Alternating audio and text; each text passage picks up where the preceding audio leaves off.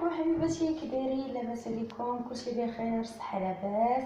كنتمنى الفيديو ديال اليوم يلقاكم بخير وعلى خير ان شاء الله.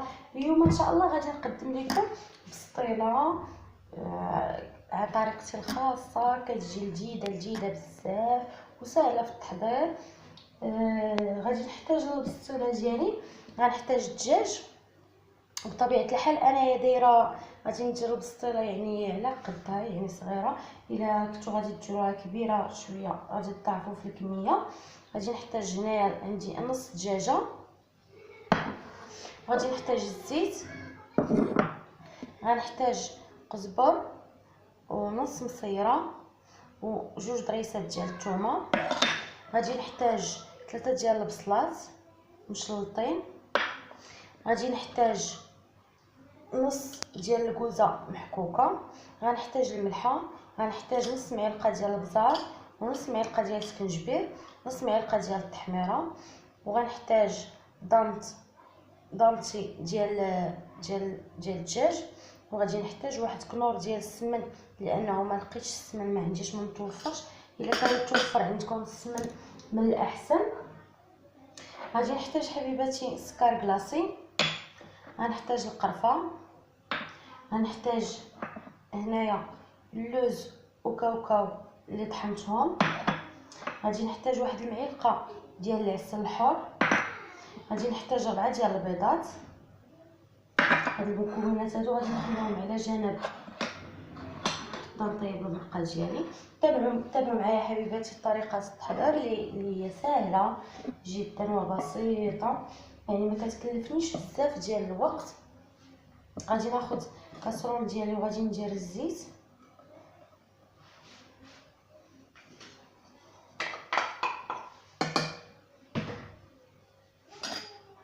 غندير البصله،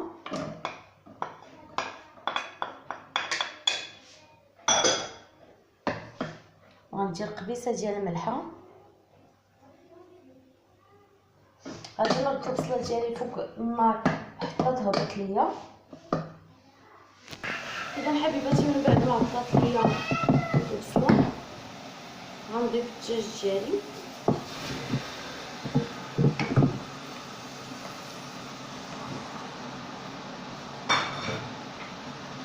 غنضيف المصيره اللي قطعتها مربعات، وغادي نضيف الثومه ونضيف الزبور.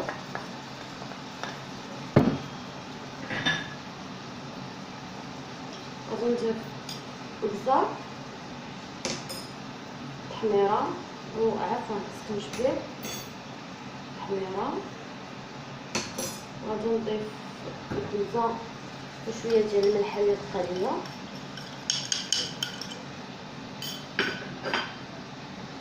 ونضيف كنور ديال السمن.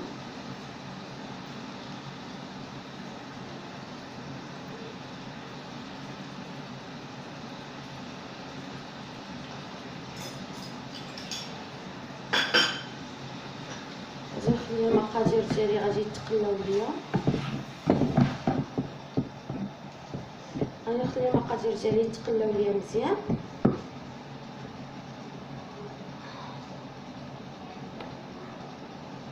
غنضيف واحد شويه ديال الزفيره.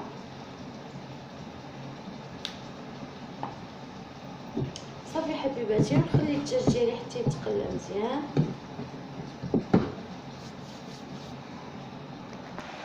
صافي حبيباتي، من بعد ما تقلى ليا الدجاج ديالي مزيان غادي نضيف له الماء، غنمرقو، ولكن ما نكثرش ليه الماء، حيت من بعد ملي غادي نبغي المرقه ديالي تنشف غادي تاخذ معايا وقت. صافي انا مرقت الدجاج ديالي، غادي نخليه حبيباتي حتى يطيب، ونتلاقى معكم باش نوريكم المرحله المواليه. اذا حبيباتي، من بعد ما طاب ليا الدجاج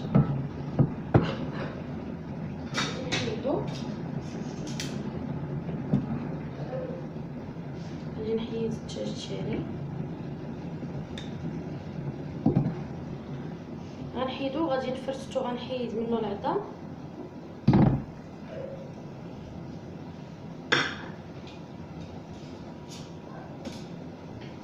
هنايا المرقه ديالي غادي نخليها تشرب ليا شويه الماء.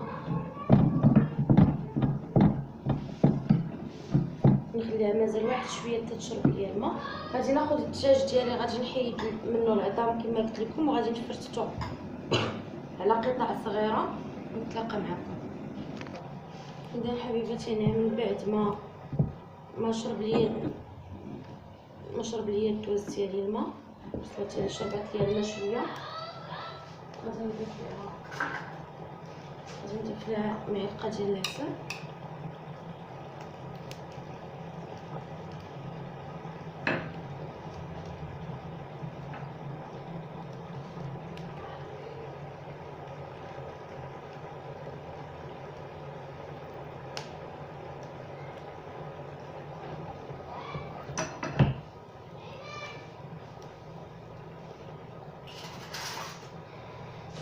غنضيف معلقه صغيره ديال القرفه،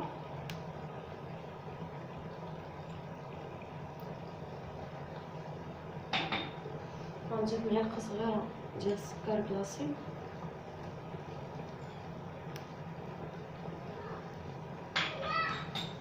غادي نضيف ليها كنور ديال الدجاج،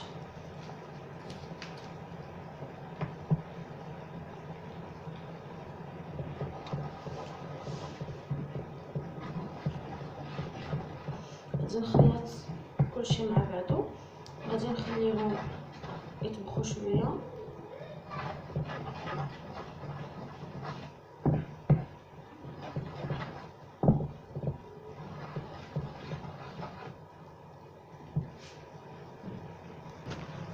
اذا حبيباتي من بعد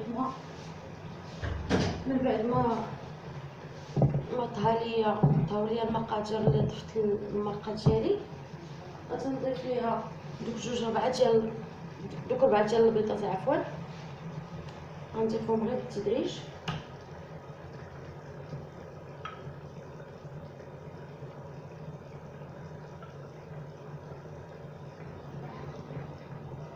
نخليها كطيب وانا كنحرك.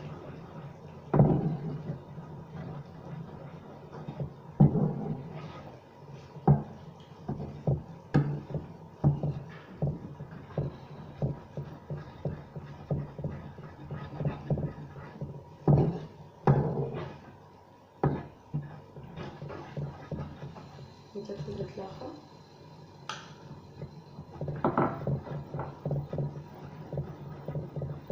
غادي نبقى بحال هكا البيض ديالي كيطيب وانايا كنحرك حتى كنحصل على القوام يكون ثقيل ويشرب ليا الماء.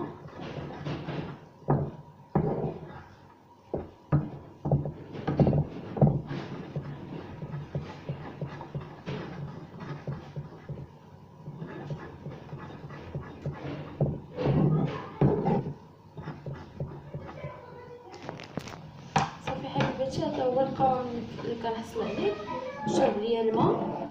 دابا غادي نحطو باش يبرد ونتلاقى معكم ان شاء الله باش نعمروا البيتزا ديالنا، باش نعمروا عفوا البسطيله.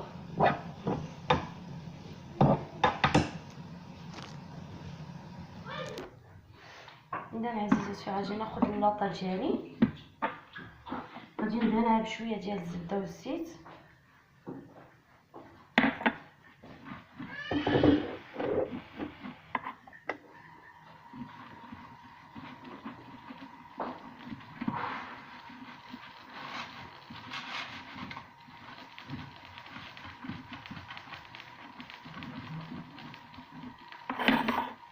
ندهنها بحال هكا الزبده والزيت، وغادي نبدا نسد فيها البسطيله اللي فايت ليا صايبتها معكم.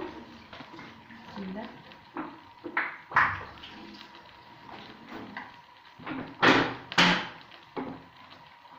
غادي نسد فيها البسطيله حتى نسد فيها كامله.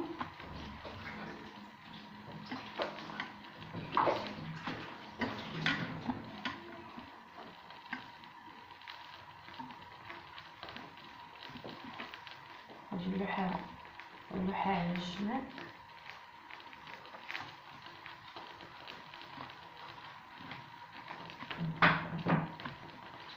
بحال هكا.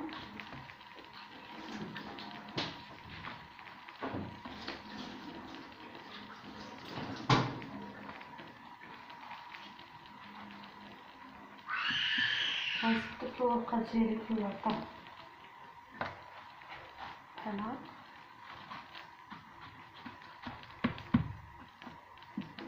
هنايا كنت درت معكم بسطيله، ورقه البسطيله كبيره والعجينه اللي بقات ليا درت بها ورقه صغيره. ناخذ هاد الصغار غادي نحطهم لتحت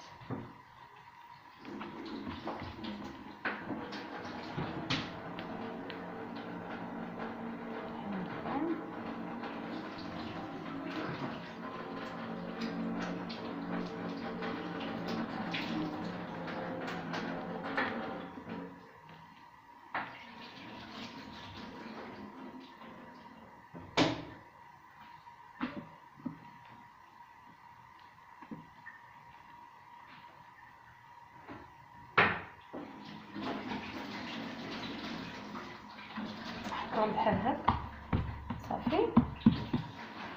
من بعد ما صايبت الورقه ديالي غادي ندير الحشوه، غندير الحشوه ديال البيض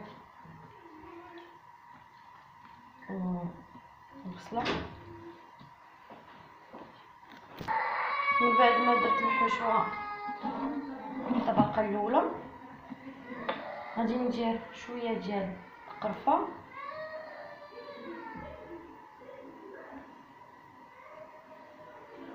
ندير شويه ديال السكر كلاصي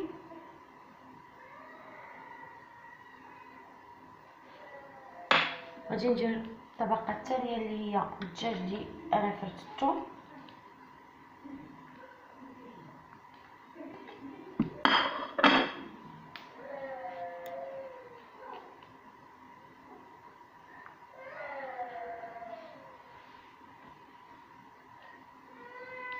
بحال هكا. غنصايبو مزيان لتحت. غنعاود ندير شويه ديال القرفه، شويه ديال السكر،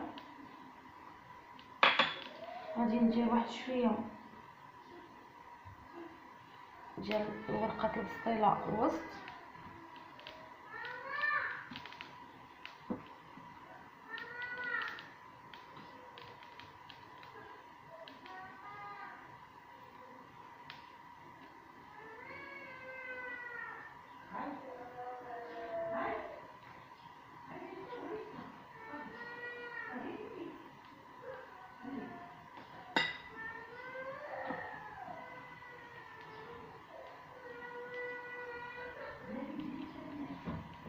غندير الطبقه الثالثه اللي هي كاوكاو واللوز،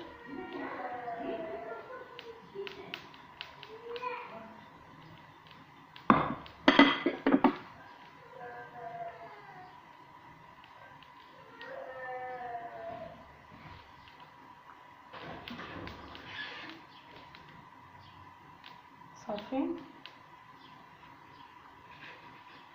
غادي نصايب الطبقه ديالي تكون متساويه، وغادي ندير عليها شويه ديال القرفه، شويه ديال السكر كلاصي صافي. وغادي نبدا نجمع البسطيله ديالي.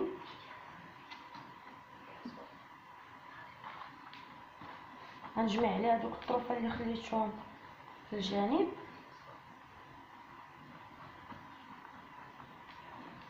غادي نبسطها بحال هكا.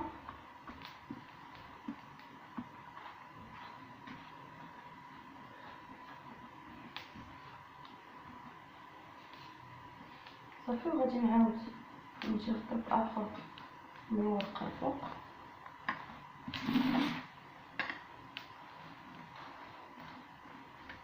غادي نجمع به لتحت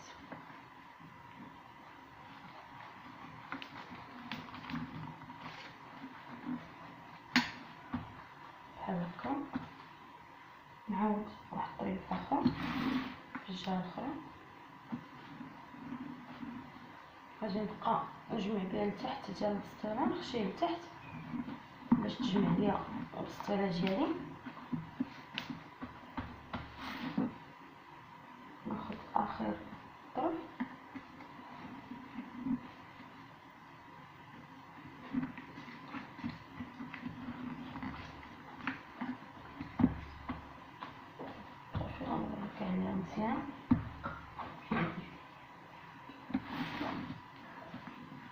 ونجمع الجانب الاخر كيبان ليا باقي ما تجمع. صافي غادي نورك عليها بحال هكا مزيان. غادي ندهنها من الفوق بالزبده وبالزيت.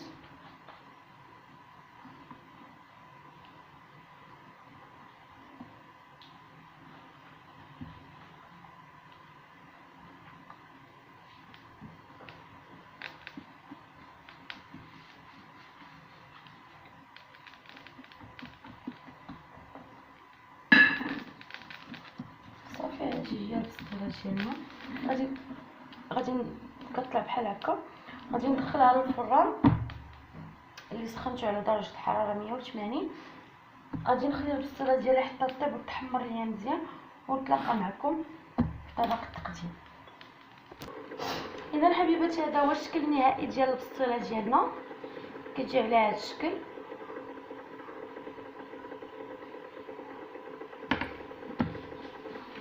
كنتمنى تكون نالت الاعجاب ديالكم، كنتمنى تجربوها.